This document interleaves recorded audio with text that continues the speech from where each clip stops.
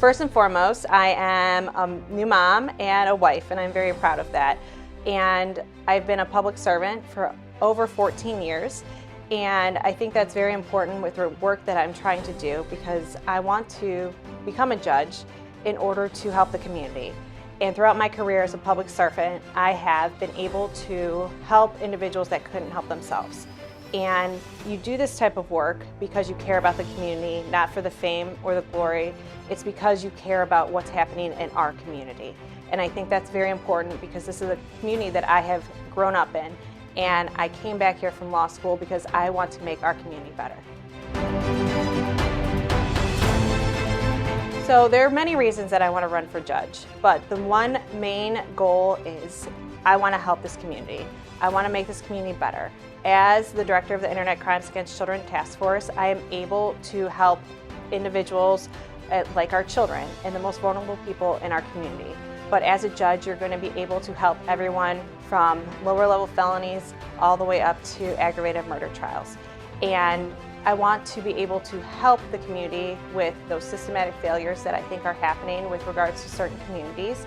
And I think that can only happen when you are on the bench. And I want to fight for justice for everyone that comes into my courtroom. I think there are many highlights to my legal career, being that I have the job that I've always wanted as a prosecutor. That was my first step, and then being promoted to our major trial unit and being able to work with child victim cases, or being promoted to the director of the Internet Crimes Against Children Task Force, where we get to help the most vulnerable people in our community. But I also think I am most proud of the work that I do in the community with regards to teaching children about the dangers of the internet and how to prevent them from harming or getting harmed online, and educating parents about that. And I also would like to say that I am proud of the law clerks that I have been able to have through my positions, and I've helped them get to their goals. And see them be successful is one of the most empowering and highlights of my career. I think the number one thing that I would like to accomplish on the bench is that someone could come into my courtroom and say that they were treated with respect and with kindness.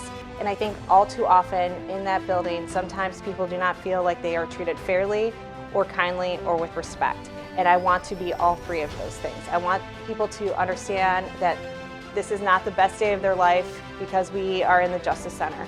However, I want people to understand that they're going to be treated fairly and justly and kindly and with respect. And so that's the number one thing that I would like to accomplish. And I would like to be participating in mental health dockets and or drug court dockets, because I think those specialty dockets are very important for our community, because we've come so far in the 14 years that I've been a public servant, but there's still more to do, and I want to be part of that change.